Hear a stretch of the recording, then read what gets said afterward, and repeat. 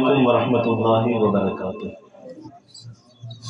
کافی دنوں سے، بلکہ کہیے کافی مہینوں سے، سورہ صافات جو سورہ یاسین شریف کو ختم کرنے کے بعد ہم نے شروع کی تھی، اس کا درس چل رہا ہے۔ خوبی کی بات یہ ہے کہ کچھ صورتیں ایسی ہیں کہ جس میں اللہ تعالیٰ نے اپنے نبیوں کا تفصیل سے تذکرہ فرمایا ہے۔ ان صورتوں میں سے سورہ صافات بھی ہے کہ اس میں اللہ تعالیٰ نے اپنے 7 جلیل القدر پیغمبروں کا ذکر فرمایا ہے، اور انشاءاللہ آج سے شروعات ہو رہی ہے۔ حضرت نوح علیہ السلام کا ذکر آج ہم لوگ پڑھیں گے اور سنیں گے انشاءاللہ تعالی۔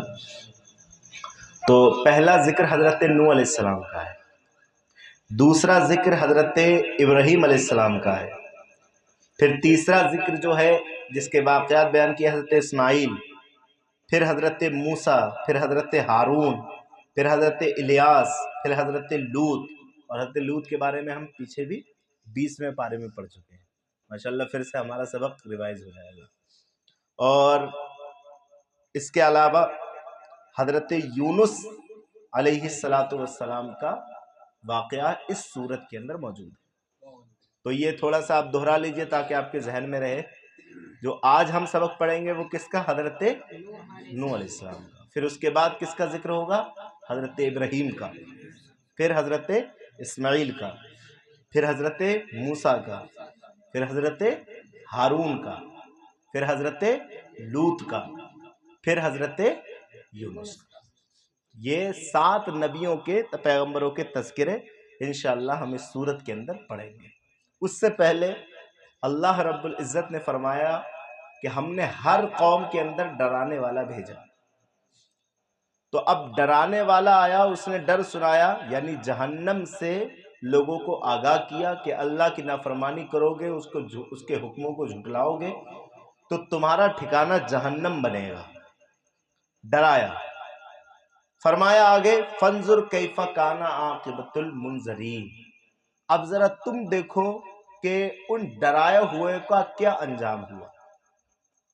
تو جنہوں نے اللہ کے رسول، اللہ کے نبی کے حکموں کی خلاف ورزی کی، ڈرانے کے باوجود بھی نہیں ڈرے، انہیں ہلاک کر دیا گیا، وہ ختم ہو گئے، تباہ ہو گئے، برباد ہو گئے۔ اور اس کی نظیریں آپ پیچھے درس قرآن میں بھی پڑھ چکے ہیں اور آگے بھی انشاءاللہ تعالیٰ پڑھتے رہیں گے۔ آپ نے قوم لوط کے بارے میں پڑھا کہ حضرت جبریل علیہ السلام نے پوری قوم کو اٹھایا، اٹھانے کے بعد اتنی دور لے گئے کہ آسمان کے اتنے قریب لے گئے کہ وہاں سے فرشتوں کے پر دکھائی دینے لگے، اور پھر وہاں سے نیچے پھینکا۔ کسی کو بندر کی شکل میں کر دیا گیا، کسی کو خنزیر کی شکل میں کر دیا گیا، کسی کو اس طرح کا عذاب دیا گیا کہ خون ہی خون، کھانا کھائیں تو خون، پانی پئیں تو خون بن جائے وہ۔ کسی کو ٹڈیوں والا عذاب دیا کہ جس جگہ وہاں ٹڈی ہی ٹڈی۔ کسی کے چیخ ایسی آئی کہ کان کے پردے پھاڑ گئی، پھر کان کے پردے ہی کیا پورے جسم کو اس نے تہس نہس کر دیا۔ تو یہ ساری چیزیں آپ بالترتیب 20ویں پارے میں پڑھ چکے ہیں۔ تو اللہ فرمایا کہ ہم نے ہر قوم میں ڈرانے والا بھیجا ہے، جو اللہ رب العزت کے خوف سے بندوں کو ڈراتا ہے، لیکن جو سننے کے باوجود بھی عمل نہیں کرتے ہیں، پھر فانظر کیف کان عاقبۃ المنذرین، پھر دیکھو ان ڈرائے ہوئے کا انجام کیا ہوتا ہے۔ تو ان کا انجام کیا کہ وہ ہلاک اور برباد ہوتے ہیں۔ الا عباد اللہ المخلصین، ہاں ہمارے وہ سچے بندے جو ہم پر ایمان لے کر آتے ہیں، ہمارے نبیوں کی تصدیق کرتے ہیں، ہم انہیں اس عذاب سے بچا کے رکھتے ہیں۔ ہم عذاب آنے کے باوجود بھی ان پر عذاب نہیں دیتے۔ لوط علیہ السلام کی قوم پر عذاب آیا تھا، لیکن کہا لوط آپ چلے جاؤ، آپ پر نہیں آئے گا۔ توجہ چاہوں، حضرت سمود، حضرت ہود علیہ السلام کی قوم پر عذاب آیا تھا، لیکن حضرت ہود پر نہیں آیا۔ کیوں نہیں آیا؟ عذاب تو مجموعی تھا، آسمان سے اترا تھا، سب پر آنا چاہیے تھا۔ تو اس کا جواب یہ کہ جو اللہ کے خالص اور نیک بندے ہوتے ہیں، اللہ انہیں عذاب سے بچا کر رکھتا ہے۔ عذاب دینا اللہ کی شان نہیں ہے، بندہ خود اپنے کرموں کی وجہ سے عذاب جھیلتا ہے، ورنہ اللہ کی رحمت اس کے غضب پر سبقت فرماتی ہے، اور اللہ اکثر اپنے بندے کے گناہوں کی پردہ پوشی فرما کر اس کے گناہوں کو معافی فرما دیتا ہے۔ اور اس کی کتنی بڑی نظیر ہے قیامت میں کئی ساری حدیثیں اس بات پر شاہد ہیں کہ جب بندہ کسی پر ظلم کر رہا ہوگا دنیا کے اندر، اور پھر وہ قیامت میں جب وہ پہنچے گا تو وہ بندہ کہ جس پر ظلم کیا گیا ہے وہ اپنے حق کا مطالبہ کرے گا، مالک اس نے مجھ پر ظلم کیا تھا، آج حساب کا دن ہے، مجھے حساب چاہیے۔ لیکن وہ بندہ جس نے کسی پر ظلم کیا تھا، آپ کی توجہ، وہ بندہ جس نے کسی پر ظلم کیا تھا وہ اللہ سے توبہ کر چکا تھا دنیا ہی میں، وہ زندگی بھر اپنے کیے پر شرمندہ رہا، نادم رہا، اور دعا کرتا رہا کہ مالک میرا کوئی ایسا سبب تو نہیں بن سکا کہ میں نے جس پر ظلم کیا تھا اس سے معافی مانگ سکوں، وہ انتقال کر گیا پہلے ہی، یا کہیں وہ دوسرے ملک میں چلا گیا، میں اس سے معافی نہیں مانگ سکا، لیکن میں تیرے حضور معافی مانگ رہا ہوں، مجھے معاف فرما دے اور اس بندے کو مجھ سے راضی کر دے۔ قیامت کے دن ہوگا، ادھر مظلوم ظالم سے اپنا بدلہ لے رہا ہوگا، اور ادھر بندے کو اللہ رب العزت اس انداز میں راضی فرما رہا ہوگا کہ اللہ تعالیٰ ایک عظیم الشان محل دکھائے گا کہ جس میں خوبصورتی ہوگی، جس میں انواع و اقسام کی نعمتیں ہوں گی، بندہ دیکھے گا تو کہے گا مالک یہ ہے کس کے لیے؟ تو کہا اس کے لیے جو اپنے بھائی کو معاف کر دے۔ کہا میں اپنے بھائی کو معاف کرتا ہوں، مجھ پر جس نے ظلم کیا تھا میں اس کو معاف کرتا ہوں۔ اللہ فرمایا پھر تو ہی چلا جا، یہی ہے تو جس کا مالک ہے۔ اس طریقے سے رب تعالیٰ اپنے بندوں پر رحم فرمائے گا، کرم فرمائے گا، لیکن انہی پر فرمائے گا جو اللہ کے مخلص بندے ہوں گے، جنہوں نے رب تعالیٰ کے کلمے کو صحیح معنوں میں پڑھا ہوگا اور پڑھنے کے بعد اس پر عمل بھی کیا ہوگا۔ بہرحال یہ پچھلے درس قرآن کی کچھ جھلکی تھی جو میں نے آپ کے سامنے رکھی۔ اب حضرت نوح علیہ السلام کا واقعہ درس قرآن میں شروع ہو رہا ہے۔ آپ سے گزارش ہے کہ توجہ کے ساتھ آپ سماعت فرمائیے۔ وَلَقَدْ نَادَانَا نُوحٌ فَنِعْمَ الْمُجِيبُونَ، اور بے شک ہمیں نوح نے پکارا۔ یہ پکار کب تھی، کب پکارا تھا؟ جب 950 سال تک مسلسل آپ لوگوں کو سمجھاتے رہے۔ توجہ دیجیے گا، میں کوئی 9.5 سال کی بات نہیں کر رہا ہوں، 950 سال کی بات کر رہا ہوں۔ حضرت نوح علیہ السلام پہلے ایسے نبی ہیں کہ جنہیں اللہ نے رسول بھی بنایا تھا، رسول بنا کر کے بھیجا تھا۔ اپنی قوم کو آپ اللہ کے راستے پر چلانے کی بھرپور کوشش کرتے رہے، لیکن نہیں چلے۔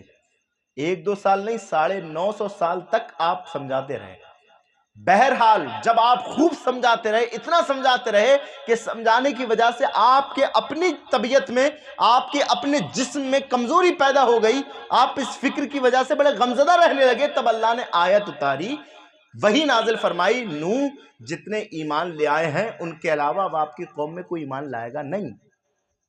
یہ رب نے بتا دیا کہ اب آپ غمزدہ مت ہوئیے، آپ فکر مت کیجئے، اب کتنا بھی سمجھائیے یہ سمجھانا بیکار ہے، ہم انہیں ہدایت دینے والے نہیں ہیں۔ تب 950 سال کے بعد اللہ رب العزت کو اس انداز میں رب تعالیٰ کے رسول حضرت نوح علیہ السلام نے پکارا تھا کہ ربی انی مغلوب فانتصر۔ یہ بھی آیت کریمہ ہے، اے میرے مالک میں اب عاجز آ گیا، تو میری مدد کر لے۔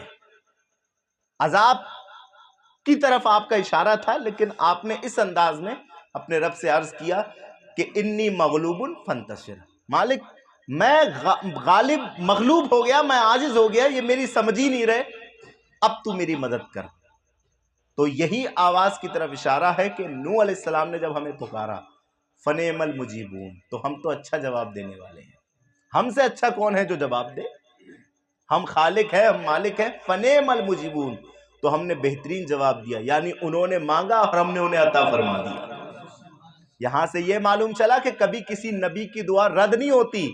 تو جناب من کیا خیال ہے آپ کا، جب نوح کی دعا رد نہیں ہوتی تو جس کے صدقے سے نوح کو نبوت بھی ملی، رسالت بھی ملی، وہ مہ طیبہ آمنہ کے لال کی دعا رد کیسے ہو سکتی ہے؟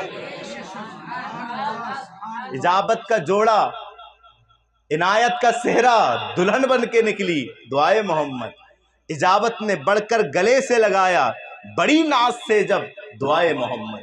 حضور صلی اللہ علیہ وسلم کی دعا کا یہ عالم ہے۔ تو حضرت نوح علیہ السلام نے ادھر دعا کی اور اللہ نے ادھر اس کو قبول فرما لیا۔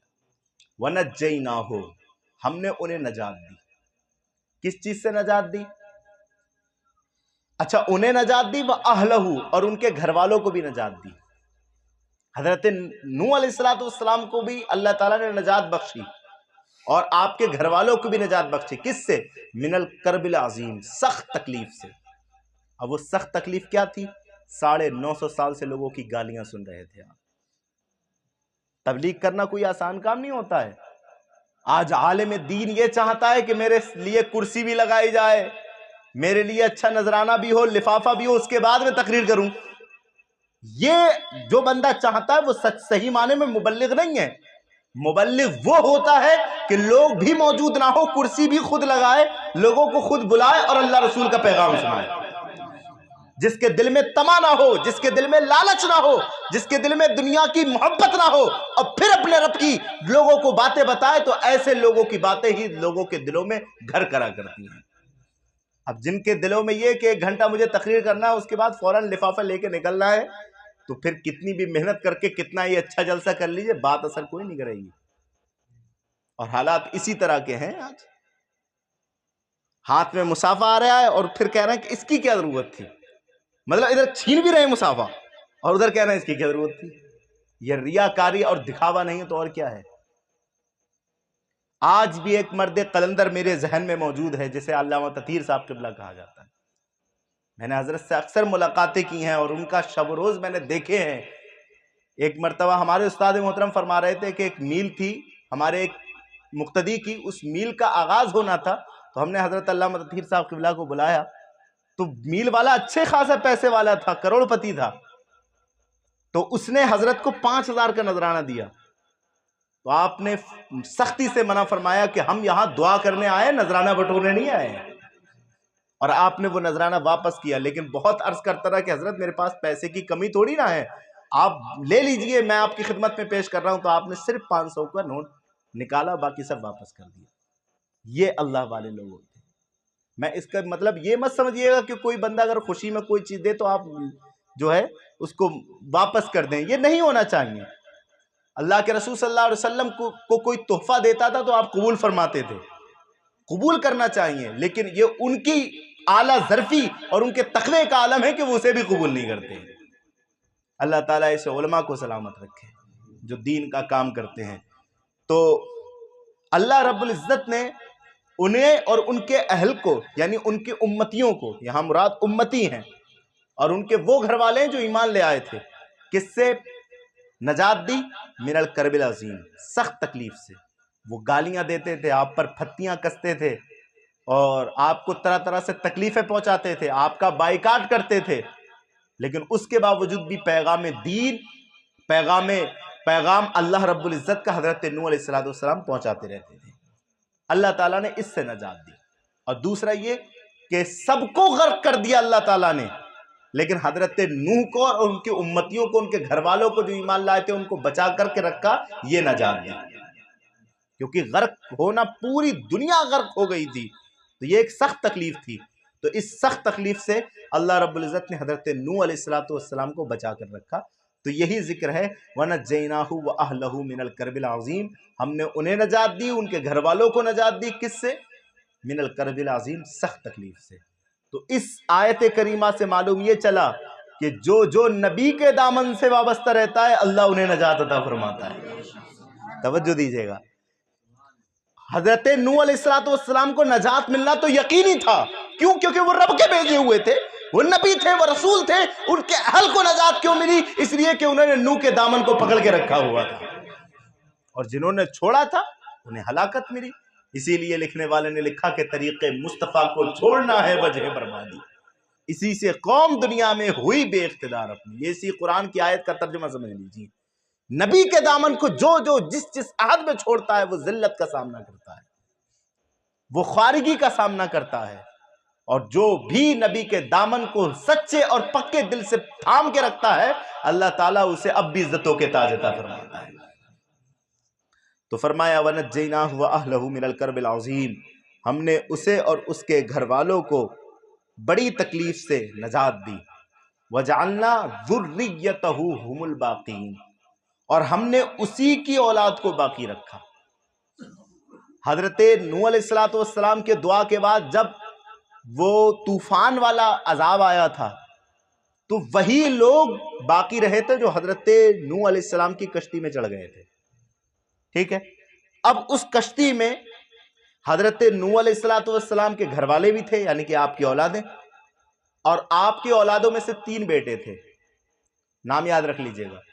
ایک بیٹے کا نام تھا سام، ایک بیٹے کا نام تھا حام، اور ایک بیٹے کا نام تھا یافس. دہرا لیجئے، سام چھوٹی سین سے سام، اور دوسرے کا نام حام، اور تیسرے کا نام یافس. یہ 3 بیٹے آپ کے تھے اور ان کی بہویں تھیں. اس کے علاوہ آپ کے امتی تھے. تو اب اس میں 2 قول ہیں مفسرین کے.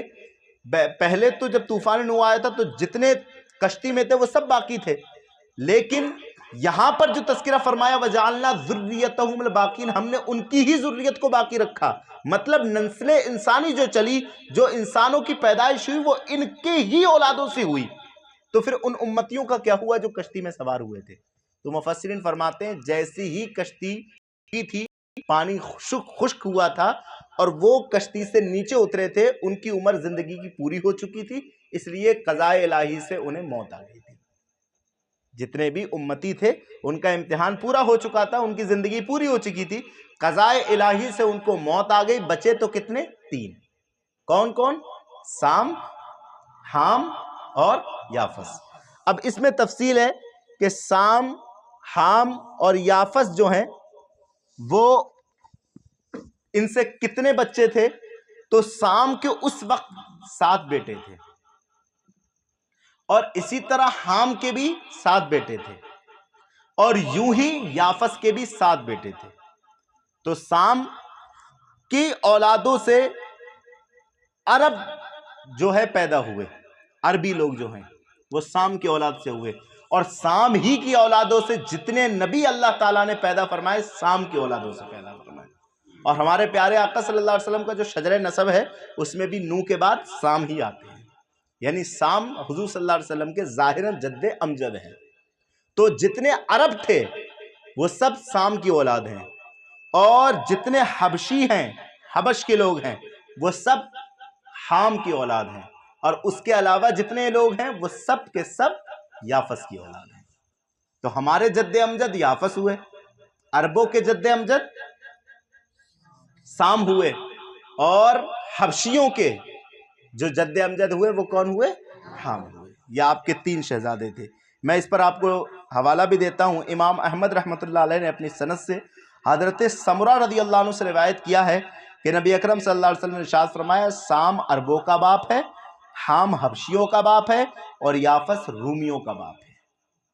یہ نبی اکرم صلی اللہ علیہ وسلم کی حدیث پاک ہے جو آپ صلی اللہ تعالی علیہ وسلم نے ارشاد فرمائی. اور وہ اولاد ہونے کا سلسلہ کیسے ہوا کہ ہر ایک کے 7 بیٹے تھے. بعض روایت میں آتے ہیں 3 بیٹے تھے، پھر وہ الگ الگ جگہوں پہ جا کے بس گئے. ان کے بیٹوں سے پھر جو ہے دوبارہ نسل انسانی چلی، ورنہ تو حضرت آدم کے بعد جو ان کے بیٹے تھے وہ تو سب طوفان نوح میں جو ہے فنا ہو گئے تھے، ختم ہو گئے تھے. باقی تھے تو حضرت نوح اور ان کے بیٹے تھے، جو بھی دراصل حضرت آدم علیہ السلام ہی کی اولاد تھے.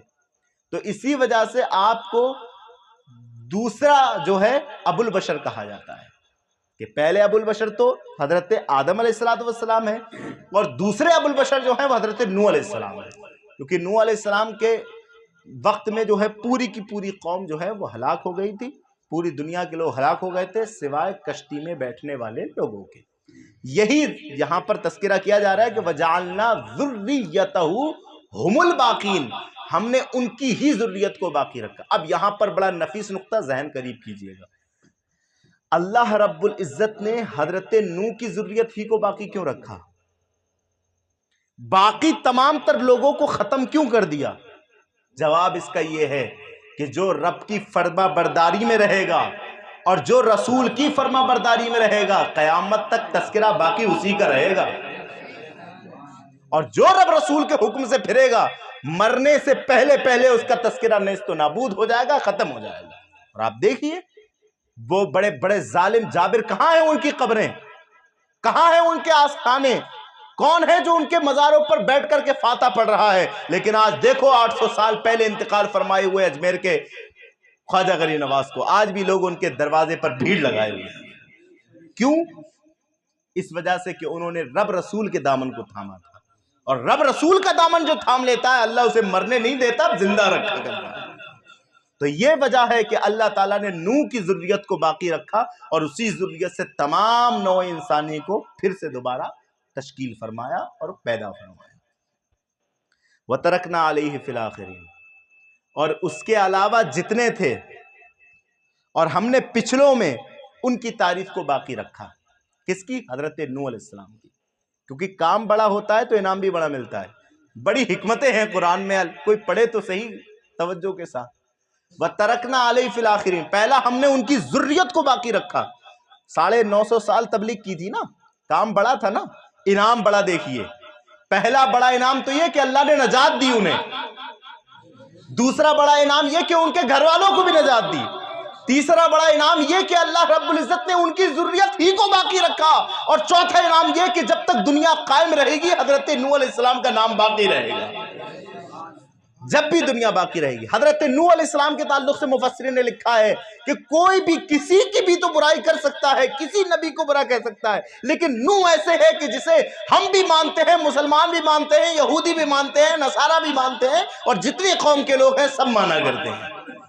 کیوں؟ کیونکہ کام بڑا ہوا تھا تو انعام بڑا ملا۔ اب ہم کام کچھ بڑا نہیں کرتے، انعام کے بڑے خواہش مند ہیں۔ کام دوزخ کے کیے جنت کے ہے امیدوار، قصر جنت تو بنا ہے فارسا کے واسطے۔ کام چھوٹے چھوٹے ہو رہے ہیں اور امیدیں دیکھیے آپ، صرف بریانی کی نیت لے کر محفل میلاد میں بیٹھ رہے ہیں اور امید یہ ہے کہ جنت ملے گی ہمیں۔ ایک سال میں صرف 1 مہینے کے روزے اور نمازیں پڑھ رہے ہیں، امید یہ ہے کہ سب سے بڑا مکان جنت میں ہمارا ہی ہوگا۔ جناب من تھوڑے ہوش کے ناخن لیجئے، جب بندہ کام بڑا کرتا ہے تب بڑا انعام ملا کرتا ہے۔ اس کا ایگو بند کرو، جب بندہ کام بڑا کرتا ہے تب بڑا انعام ملا کرتا ہے۔ تو اگر آپ جنت میں بڑا مرتبے چاہتے ہیں تو بلند کام کر کے دکھائیے، یہ درس قرآن کا پیغام لے کر جائیے۔ یہ چھوٹے چھوٹے کام کرنے سے کام نہیں چلے گا، ان کو رحم آئے تو آئے، ورنہ وہ کڑی مار ہے کیا ہونا ہے، سمجھ لیجئے۔ اللہ ہم سب کی حفاظت فرمائے۔ ہمارے اعمال تو اس قابل بھی نہیں کہ ہم ایک دوسرے کو منہ دکھا سکیں، لیکن امیدیں دیکھیے ہماری کتنی ہیں، تمنائیں دیکھیے کتنی ہیں۔ کیا آج لوگوں کو شکوہ کرتے ہوئے آپ نہیں دیکھتے ہیں کہ بھئی ہم نماز بھی پڑھتے ہیں 5 ٹائم کی، کوئی غلط کام بھی، پتہ نہیں ہم سے کون سا ایسا غلط کام ہو گیا ہے کہ ہمارے رزق میں برکت ہی نہیں ہو رہی ہے۔ درجنوں جھوٹ تو بولتا ہے، تجھے گنتی نہیں کہ تو نے دن میں کتنی گالیاں دے دی، کتنے لوگوں کے دل دکھا دیے، اور پھر تو یہ کہتا ہے کہ مجھ سے پتہ نہیں کون سا غلط کام ہو گیا۔ تو صاحبو توجہ دیجئے، اگر بڑے انعام چاہتے ہیں تو پھر بڑے کام کر کے دکھائیے۔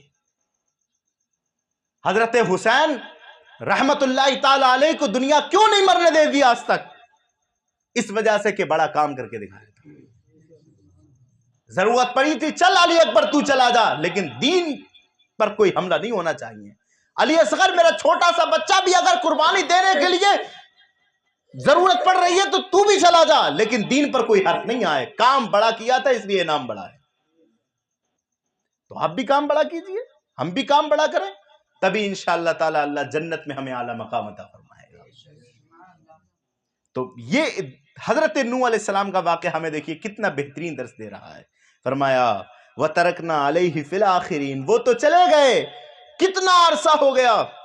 آدم کے بیٹے شیش کے بیٹے پھر کوئی اور ہیں، اور اس کے بعد ڈائریکٹ حضرت آدم کے بعد جو دوسرے نبی اور رسول ہیں وہ کون ہے؟ حضرت نوح ہی تو ہے۔ کتنا عرصہ ہو گیا حضرت نوح کو، لیکن آج تک قوم بھولی ہے انہیں، امت بھولی ہے انہیں۔ کیوں نہیں بھولی ہے؟ اس لیے کہ انہوں نے کام بڑا کیا تھا، اس لیے انہیں انعام بھی بڑا ملا ہے۔ توجہ دیجئے گا، فرمایا وَتَرَكْنَا عَلَيْهِ فِي الْآخِرِينَ، جتنے پچھلے باقی رہیں گے ہم نے ان میں تمہارا ذکر بھلائی کے ساتھ باقی رکھا۔ سلام علی نوح فی العالمین، اور نوح پر سلام ہو جہاں والوں میں، دنیا والوں میں سلام ہو تو نوح پر ہو۔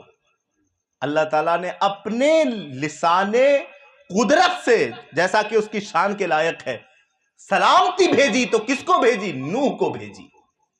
یہ چھٹا ہے جو انعام رب تعالیٰ نے اپنی جانب سے عطا فرمایا ہے۔ سلام علی نوح فی العالمین۔ اور اب یہ تو نوح کے لیے تھا، واقعہ بیان کرنے کا مقصد کیا ہوا؟ بھئی قرآن حکمتوں بھرا ہے نا، توجہ دیجئے گا، قرآن حکمتوں بھرا ہے، واقعات بیان کرنے کا، اس واقعے کو ذکر کرنے کا مقصد کیا ہوا؟ یہاں تو ایک فائدہ، دو فائدہ، 3 4 5 6 9 کے بیان ہوئے، ہمیں کیا ملا؟ آگے بتا دیا رب نے، اِنَّا كَذَلِكَ نَجْزِي الْمُحْسِنِينَ، جو اس طرح کے بڑے کام کرے گا ہم انہیں بھی ایسی بدلے عطا فرمائیں گے۔ اِنَّا كَذَلِكَ نَجْزِي الْمُحْسِنِينَ، بے شک ہم ایسا ہی جو ہے بدلہ دیتے ہیں نیکوں کو، جو نیک ہوتے ہیں، جو نیکوکاری کرنے والے ہوتے ہیں، بڑے کام کرنے والے ہوتے ہیں، رب کی رضا کے لیے کام کرنے والے ہوتے ہیں، ہم انہیں ایسا ہی بدلہ دیتے ہیں۔ انہو من عبادنا المخلصین، وہ جو ہمارا نوح بندہ تھا وہ تو مومن بندوں میں سے تھا، انہو من عبادنا المؤمنین ثم اغرقنا الاخرین۔ اب حضرت نوح علیہ السلام کا ذکر ہوا کہ وہ بچا لیے گئے، ان کے گھر والوں کا ذکر ہوا، وہ بچا لیے گئے، ان پر انعامات کا ذکر ہوا، وہ آپ نے سن لیا۔ اب ان کا تو ذکر کہاں گیا جنہوں نے انکار کیا تھا، 950 سال تک جنہوں نے مانا ہی نہیں تھا، تو ان کا ذکر فرمایا ثم اغرقنا الاخرین، پھر جتنے بچے اللہ نے سب کو غرق کر دیا، سب ڈوب گئے، سب ختم ہو گئے۔ اب یہاں پر ایک توجہ دینے والا جملہ اور درس قرآن کا اختتام، ایک اللہ رب العزت کے رسول حضرت نوح علیہ السلام کا ایک بیٹا تھا جو کشتی میں نہیں بیٹھا تھا، کشتی میں نہیں بیٹھا تھا، اللہ رب العزت نے یہاں اسے اہل میں شامل نہیں فرمایا، توجہ دیجئے گا، وَنَجَّيْنَاهُ، ہم نے نوح کو نجات دی، وَأَهْلَهُ، ان کے گھر والوں کو دی۔ اب گھر والوں میں وہ امتی تو داخل ہوئے کہ جو نبی پر ایمان لے آئے تھے، لیکن وہ بیٹا داخل نہیں ہوا جو نبی پر ایمان نہیں لایا تھا۔ تو مطلب کیا ہوا کہ شرف اور نسب کی وجہ سے عزت حاصل نہیں ہوتی، عزت حاصل ہوتی ہے تو رب کے قرب کی وجہ سے حاصل ہوتی ہے۔ جو رب کا قریبی ہوتا ہے اللہ اسے عزت دیتا ہے، یہ نہیں کہ ہم فلاں صاحب کے بیٹے ہیں، فلاں صاحب کے بیٹے ہیں تو ہم بہت بڑے عزت والے ہو گئے۔ عزت والا وہ نہیں ہوتا جو بڑے باپ کا ہو، عزت والا وہ ہوتا ہے جو رسول پاک کا ہو، وہ عزت والا ہوتا ہے۔ اب یہاں پر کچھ مخصوص باتیں میں آپ کے سامنے عرض کروں، وہ یہ کہ اس آیت کریمہ میں سلام علی نوح فی العالمین آیا ہے، اس میں ایک نسخہ میں آپ کو بتا دوں گا، یہ بڑا دلچسپ مجھے لگا تو میں نے کہا آپ حضرات کی خدمت میں عرض کروں۔ سانپ اور بچھو حضرت نوح علیہ السلام کی کشتی میں چڑھنے کے لیے عرض کر رہے تھے، سانپ نے عرض کیا، بچھو نے عرض کیا کہ ہم کیوں ڈوبیں، ہم آپ سے محبت کرتے ہیں، ہم بھی تو کشتی میں چڑھنا چاہتے ہیں۔ تو حضرت نوح علیہ السلام نے ارشاد فرمایا کہ تم نہیں چڑھ سکتے، اس لیے کہ تم موذی جانور ہو، موذی مطلب تکلیف دینے والے جانور ہو، تمہیں اگر چڑھا لیا گیا تو تم تو کسی کو ڈس پڑو گے اور اس سے لوگوں کو تکلیف ہوگی، اس لیے ہم تمہیں نہیں چڑھا سکتے۔ تو حضرت نوح علیہ السلام سے سانپ اور بچھو نے کہا جو آپ پر یہ جو اللہ رب العزت نے آپ کو انعام دیا ہے سلام علی نوح فی العالمین، یہ پڑھتا رہے گا، ہم اسے ڈنک نہیں ماریں گے۔ تو مفسرین اکرام نے لکھا ہے کہ جو بھی بندہ سونے سے پہلے کسی ایسے مقام پر ہو کہ جہاں کھنڈرات وغیرہ ہوں، یہ آیت کریمہ پڑھ کر سو جائے، نہ کوئی بچھو اسے چھوئے گا، نہ کوئی سانپ اسے تکلیف پہنچائے گا۔ اور یہ بھی لکھا ہے کہ اگر کسی خدا نخواستہ کسی کو بچھو کاٹ لے، سانپ کاٹ لے، تو پھر یہ آیت کریمہ 3 یا 5 یا 7 بار پڑھ کر کے دم کیا جائے، اللہ تعالیٰ فوراً اسے شفا عطا فرما دے گا۔ تو یہ وظیفہ آپ یاد رکھیں گے، بڑا کارگر وظیفہ ہے۔ اور اس کے علاوہ اور میں آپ کے سامنے ایک بات اور عرض کروں جو دعا کے لحاظ سے ہے، نبی اکرم نور مجسم شفیع معظم صلی اللہ تعالیٰ علیہ وسلم نے ارشاد فرمایا، جو آدمی کسی جگہ پر پڑاؤ ڈالے تو وہ یہ دعا پڑھے، اعوذ بکلمات اللہ التامات من شر ما خلق۔ میں اسے لکھ کر کے گروپ میں ڈال دوں گا، یاد کرنے کی کوشش کیجئے گا آپ۔ تو فرمایا اسے کوئی چیز نقصان نہیں دے گی یہاں تک کہ وہ وہاں سے کوچ کر جائے۔ کہیں پر پڑاؤ ڈالے، یہ دعا پڑھ لے، اللہ کے کرم سے اسے کوئی بھی شے نقصان نہیں دے سکتی، نہ انسانوں میں سے، نہ جناتوں میں سے، نہ حیوانات میں سے، کوئی بھی شے اسے نقصان نہیں دے سکتی۔ اور اس میں یہ روایت بھی ہے کہ بنو اسلم کے ایک آدمی نے کہا رات میں سو نہ سکا، رسول اللہ نے فرمایا کس وجہ سے نہیں سوئے؟ عرض کی مجھے ایک بچھو نے ڈس لیا تھا اس لیے میں نہیں سو پایا۔ حضور نے فرمایا خبردار، تم میں جو یہ دعا پڑھ لے گا اسے کوئی بچھو ڈس نہیں سکتا. وہ دعا یہی ہے اعوذ بکلمات اللہ التامات من شر ما خلق. اچھا یہاں پر ایک ذکر آیا تھا کہ وَتَرَكْنَا عَلَيْهِ فِي الْآخِرِينَ، کہ ہم نے ان کا آخرین میں ذکر باقی رکھا، پچھلوں میں ذکر باقی رکھا. اس میں ایک بہترین تفسیر قرطبی میں موجود ہے کہ ان کا ذکر اس طرح بھی باقی رکھا کہ سوائے محمد عربی کے ہر نبی پر ان کی اقتدا کرنا واجب رکھی. ہر نبی کو حکم دیا کہ تم حضرت نوح کی پیروی کرو گے، لیکن جب سید الانبیاء آ گئے تو سید الانبیاء پر پھر کسی کی پیروی کا حکم نہیں، سب کو حضور کی پیروی کا حکم ہے، کیونکہ نبیوں کے سردار ہے میرے پیارے آقا. تو ہی ہے اول تو ہی ہے آخر، ملا ہے حسن دوام تجھ کو، ہے عمر لاکھوں برس کی تیری مگر ہے تازہ شباب تیرا. ایک حوالہ اور آپ کے سامنے عرض کر دوں، وہ یہ کہ تفسیر مظہری میں یہ جو میں نے آپ کو تفسیر بیان کی ہے، اس سے بالکل الگ بات صاحب تفسیر مظہری حضرت قاضی ثناء اللہ پانی پتی نے کی ہے، بالکل الگ بات. انہوں نے یہ بات کی ہے، کہتے میں نہیں مانتا کہ اللہ رب العزت نے پوری قوم کو عذاب، پوری دنیا کو عذاب دیا تھا، وہ غرق ہونے والا کا وہ جو عذاب تھا وہ صرف حضرت نوح علیہ السلام کی قوم کو تھا. اور میں یہ بھی نہیں مانتا کہ حضرت نوح علیہ السلام کو پوری دنیا کے لیے نبی بنا کر بھیجا گیا تھا. حضرت صاحب تفسیر مظہری کہتے ہیں، حضرت قاضی ثناء اللہ صاحب کہتے ہیں ایک مخصوص قوم کی طرف حضرت نوح کو نبی بنا کر بھیجا گیا تھا، اور اسی مخصوص قوم پر طوفان نوح آیا تھا. یہ آپ کا اپنا کہنا ہے. وجہ کیا ہے کہ اگر ہم یہ مان لیں کہ پوری دنیا کے لیے نبی بنا کر بھیجا گیا تھا، رسول بنا کر بھیجا گیا تھا، تو یہ صفت تو خاص ہے ہمارے پیارے آقا کے لیے. سبحان اللہ کہیے. تمام عالم کے لیے نبی بنا کر اگر کسی کو بھیجا گیا ہے تو وہ رحمت للعالمین کو بنا کر بھیجا گیا ہے. حضور سے پہلے کسی کو تمام عالم کے لیے نبی نے بنا کے بھیجا گیا. تو کہتے ہیں کہ میں یہ مانتا ہوں کہ یہ جو عذاب آیا تھا وہ ایک خاص قوم پر آیا تھا، اور آپ نبی اور رسول بنا کر بھیجے گئے تھے، ایک خاص قوم کی طرف بھیجے گئے تھے. یہ صاحب تفسیر مظہری بیان فرماتے ہیں. یہ آج آپ کے درس قرآن کا خلاصہ ہوا.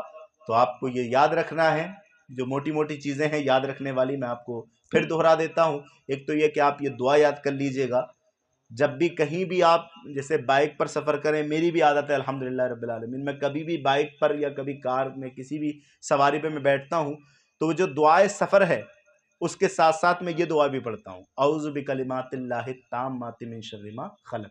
تو یہ دعا پڑھنے سے اللہ جتنی بھی مخلوق ہے جو پریشان کرنے والی ہے اس کی پریشانی سے محفوظ کر دیتا ہے.